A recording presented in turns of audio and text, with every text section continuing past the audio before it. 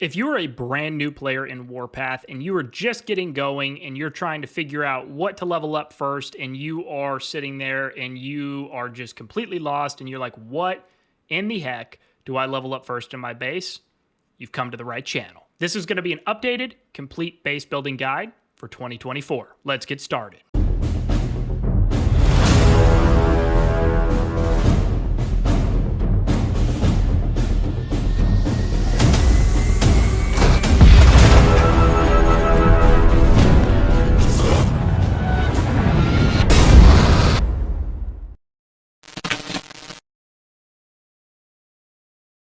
Welcome back. I hope you are all doing wonderful, and I also hope that you are ready to learn something. Like I said in the intro, if you are a brand new player in Warpath and sitting back and being like, what the heck do I do? What do I focus on? What do I level up first? You've come to the right video. But before we get started, if you enjoy this video, if you learn something from this video, get any value out of it, make sure you like this video, subscribe to the channel if you are not already so you don't miss any future uploads.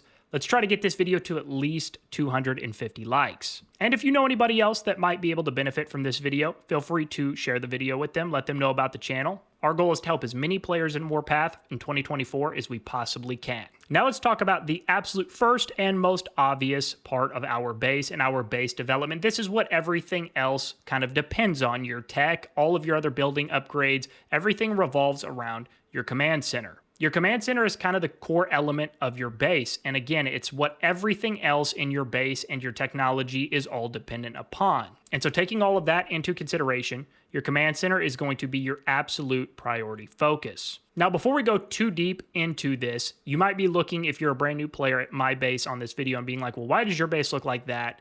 And mine looks way, way different. And that's because I've got a base skin on my base. Now, base skins are cosmetic items that you can earn various different ways, and they also provide different buffs. And as you get going into Warpath, you're going to have events and different opportunities to earn base skins as well. But my standard base, my base look, I should say, is the exact same as yours. I'll show you guys real quick how to actually access your base skins to see all of the different options that you might have down the road, and you can also look and see what different buffs they're going to provide and things like that. So we're going to zoom in on our base, and we're going to click our command center, and we're going to click the skins button. Once we click that, it'll pull up a list of all of the different skins we've got. Now, I don't have a ton unlocked here, but I do have a decent amount that I've just kind of earned over time, again, through various events and different things like that. You can see also here at the bottom, this particular skin, this Flower Sea Station that I've got, provides 5% firepower and tank and helicopter damage resist of plus 5%. If I click on Stormy Seas, you can see what that provides, and all you've got to do is click Equip if you want to change it. Now, if I click on Default, my skin, the base of my command center is going to look exactly like yours once you get to the same level. But that's just a quick kind of side note or a value add for you. Now let's talk about the strategy behind what bases we're going to level up, what to prioritize, and why we want to prioritize them. And like we've kind of already touched on, the absolute most important building in your base is your command center. Everything you can possibly do with your other building development, your tech development, is going to revolve around your command center level. Now, in addition to that, as you upgrade your command center, you're going to get more airdrops. You can see I have used all 15 of mine. You will not have 15 at the start. That is going to come as you level your command center up. But the airdrops are just essentially free ways to get more items and more value. You can get resources from them. You can get units from them. They randomly drop 3 airdrops at a time. You can call in, like in my case, 15 a day. And it's just another really easy and completely free way to get value in Warpath. So if we click on our actual command center and we click on the info button and we click on this info icon, we can scroll down and you can see, depending on the level of your command center, how many airdrops you're actually going to be able to have per day and the interval in which you are going to be able to call in your next airdrop. And of course, my base is max level 32, so I get 15 of them a day, and I can call them in every 240 seconds. Jumping over to our research center, in addition to the airdrops, your command center level is going to have a direct tie or correlation to how far you can actually go and develop your research and technology. and you will learn that research and technology is the absolute backbone of your success in Warpath. Now, Warpath is a little different in terms of base development from other games. Other games, what you have to do, or at least in games that I have played and experienced, you have to level up certain specific buildings in your base to then be able to level up the main building, whatever that might be in that respective game.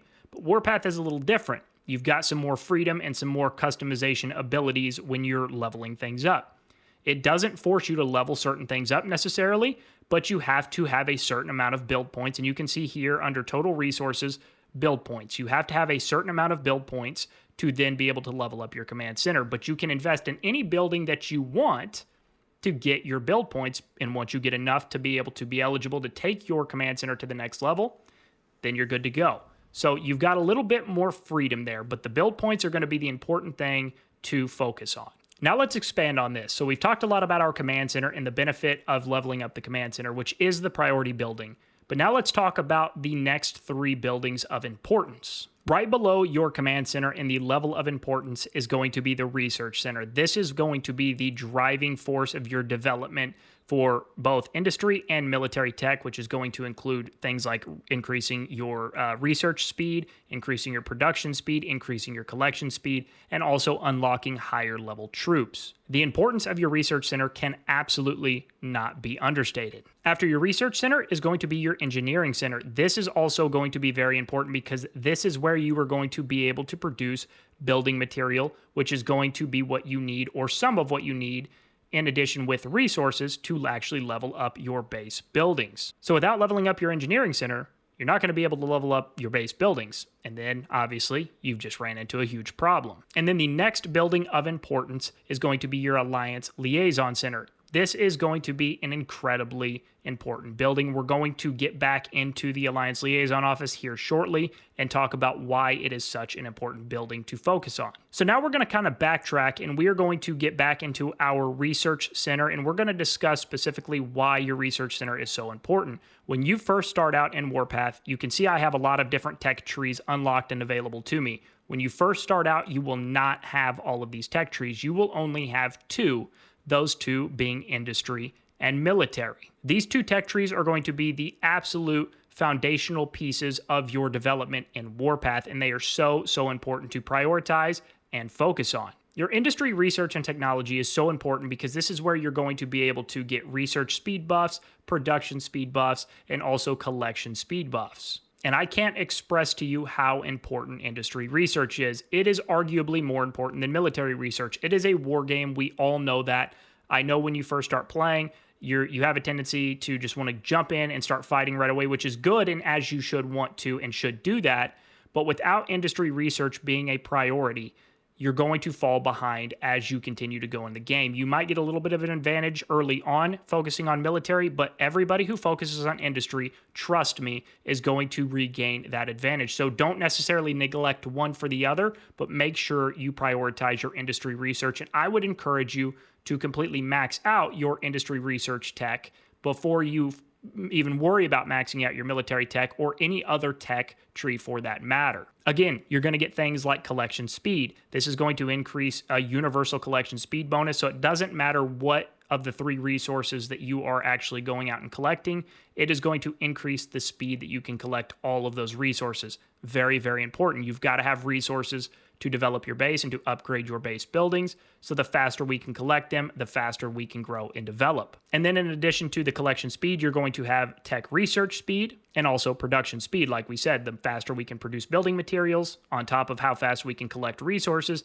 that means the faster we're going to be able to upgrade buildings, and you see the snowball effect in a positive way. Now, the military tech, like I said, is very, very important in its own right. I definitely would focus on prioritizing industry tech, but once your industry tech is where it needs to be, military tech is going to then come in and take a priority role, and this is where you're going to be able to upgrade and unlock higher level units. And the higher level your units, the higher level the baseline stats of those units are, which means you're going to perform much better in combat. Some games have different tiers of troops, for example, like Tier 1, Tier 2, Tier 3, Tier 4, Tier 5. I know, like, for example, Rise of Kingdoms has got that structure. Warpath is a little different. the units in Warpath have levels, and they start from level 1, and the highest max level you can go to is level 200. So at the very end here, you are going to be able to unlock level 200 units. Now jumping into our engineering center, again, this is where we are going to be able to produce building material. We've got wood planks, we've got bricks, cement, I-beams, asphalt, and concrete. We're going to need all of these throughout your entire duration of upgrading your base in Warpath, and this is where you are going to be able to produce those materials. And the higher level your engineering center is, the more buffs you're going to get, which is going to speed up the rate in which you can produce these building materials, as well as you unlock and upgrade higher levels of your engineering centers, you are going to then unlock different building materials. For example, when you first start out, you are not going to have concrete, for example, unlocked. But after you level it up to a certain point, then you will get to unlock concrete, which you are absolutely going to need for higher level building upgrades. In addition to that, as you level up your engineering center, you are going to unlock more queue spaces, which means you can have more building material in the queue, which means you don't have to necessarily pay attention to your engineering center and make sure those building materials are actually being produced as often, making it a little bit easier, a little bit more friendly, and you can kind of focus your attention elsewhere, primarily on any fighting that might be taking place. Now back to the Alliance Liaison Office. This is an incredibly important building, and you want to make sure that this building is the equivalent level of your command center. So you basically want to go in the same order with your command center. So when your command center gets to level 10, for example, you want to make sure your Alliance Liaison Office mirrors the command center level all the way until they are both maxed, because this is where you can ask for help and get assists with things like research speed and also recovering your base HP from your fellow Alliance members. And what you'll experience, especially as you transition into the later stages of the game, some research takes forever, like 100+ days, and that's not a joke. And so you want to be able to get assists from your Alliance members to reduce that total amount of time as much as possible, so that way it requires you to use as little rushes as you possibly can to be able to finish off that tech. Now, the next thing I want to talk about are what we're going to call other buildings. We'll just call it 2.0 to keep it simple. So the first 3 buildings, in addition to the command center that we just talked about, are going to be more or less your priority buildings and priority focuses to level up early in the game. These next 3 are also going to be very important buildings, maybe not necessarily as important for your growth and development right out of the gate, but they are definitely going to be important buildings that you do want to make sure that you continue to upgrade and you don't neglect along the way. The first building we're going to be talking about is going to be the barracks, followed by your reserve barracks, and then last but not least, our wall. Now, when it comes to Warpath, the style of game is in the name, war. And that's where the barracks comes into play. Because in order to be able to fight, you've got to have units. In super simple terms, the higher level your barracks, the more troops you're going to be able to train. The more troops you're going to be able to train, the more powerful and more effective your troops are going to be in combat, which is going to lead to you getting more kills and having more fun. But in addition to just giving you the ability to train more troops, leveling up your barracks is going to give you some additional buffs as well. You're going to get 3 core buffs for leveling up your barracks. You are going to get troop training speed, firepower, and HP buffs for your units in each of your barracks. Now you can see my barracks is maxed out at level 32. I've been playing the game for over 3 years now, so every single building in my base is all max level. They are all level 32. You will eventually get there as well. But when you reach level 32 on your barracks, you are going to get a 250% buff for troop training speed, and you are also going to have a total of 15% increased firepower for that unit, and also 15% increase HP for those units. Now, something I want to kind of clarify or just kind of clear the air of, because some people do get confused here a little bit, and understandably so. Your barracks is a base building, but your units fight primarily outside of your base. So some people get confused and think that the firepower and HP buffs are only applied to your units when they are garrisoned in your base, and that is not true. Those buffs are applied to your unit all the time, whether they're in your base or fighting in the open field. So now jumping over to our reserve barracks again, the reserve barracks is arguably more important than even the barracks, Because yes, the barracks is what allows us to train units, and we need units to fight, but in order to be able to actually train those units to begin with, we are going to need reserves, and that is where the reserve barracks comes into play. The reserve barracks is going to do two things for us. It is going to increase the total number of reserve capacity that we have, and it is also going to increase the reserve recovery rate, which means we get our reserves, we can replenish our reserves back at a much faster rate. You can also increase these through research and technology, but strictly speaking, from the buffs we're going to get from this building, those are the two we are going to get. Now, when you max out your reserve barracks at level 32, you are going to have a baseline of 5,300 reserves available to you. In addition to that, you are going to be recovering your reserves with a 560% reserve recovery rate buff. And just like any of the other buildings in your base, you can scroll down and see what level you're at and what buffs you're going to get at that particular level. And also you can do the same thing in reverse and scroll up to see once you reach a certain level or a max level or whatever it is you're looking for, you can see the buffs allocated to that as well. Now, another little side note, value add here, since we're on the topic of reserves, at the top in the right-hand side of the screen, you're going to see your total reserves here. If you click on that, you can see your reserve recovery time, how long until you have reached full reserves again, and your total reserve capacity, as well as reserve recovery bonuses and what is providing you with what amount of bonus. Now, last but certainly not least is going to be our wall. Our wall is our kind of defensive foundation to our base. This is what's going to help you in base defensive situations when you are getting attacked. Now, there are two different types of walls. There is your standard wall, which is going to be what you're going to upgrade until you reach max level 32. And then once you reach max level 32 on your standard wall, you are going to unlock what are called fortified walls. We're going to talk about both of these coming up. But before we do, just as a reminder, if you're enjoying the video, getting value out of the video, and learning anything from this video, make sure to smash that like button and subscribe to the channel if you're not already. All right, so let's talk about our standard wall. All this is going to do, it's very, very simple, is each level that you upgrade your standard wall, your base is going to get more HP. You can see at level 32, you're going to get 201.27 million wall HP. Pretty standard, pretty cut and dry. Your wall is not going to be able to exceed the level of your command center, so it is important, but again, we've talked about a lot of different buildings that are definitely more important than your wall, but you don't want to just completely neglect your wall. Now, once you reach level 32 on your standard wall, that's where you are going to start to unlock fortified walls. And this takes the benefit you get from your walls to an entirely new level. Fortified walls are going to give you an insane amount of buffs, much more than just your standard wall, which is only going to give you HP. This is going to give you a ton of different benefits and buffs. And just like anything, the higher level that you go with your fortified wall upgrades, the more buffs and benefits you're going to get. But you guys can see we're going to walk through this together.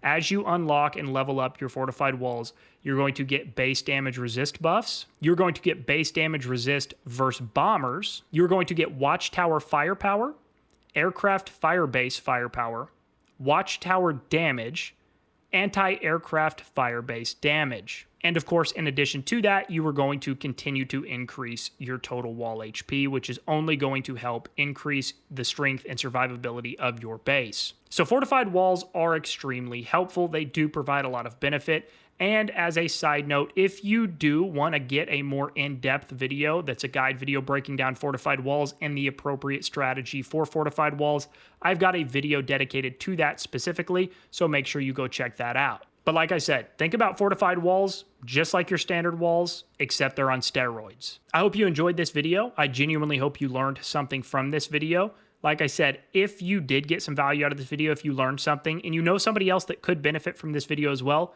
feel free to share this video with them. Let them know about the channel. We've got a ton of different great videos and guides on the channel. Our goal is to help as many people in Warpath in 2024 as we possibly can. If you have stuck around and made it this far into the video, if you've got access to Discord and are not already in our community Discord server, the link to that is going to be in the description of the video below. Click on that link. It'll take you right into the community Discord server. Whether you're a new player and have questions and want to learn, whether you're a veteran player and just want to come hang out and get to know different people in the community, absolutely everybody is welcome. Thanks for taking the time to watch the video today. We'll see you on the next one.